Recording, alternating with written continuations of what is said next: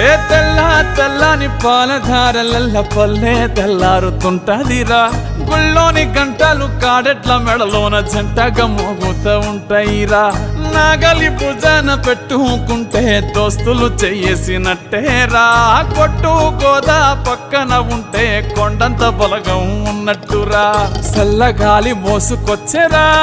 సేను శిలకల ముచ్చట్లు దారి పొడుగు చెట్ల కొమ్మలా రాలుతున్న పూల సప్పట్లు గట్టి మోపులు కాల్వ గట్టులు చెమట సుక్కల్లో తడిసిన ఈ మట్టి గంధాల పల్లెటూరు దీని తీరే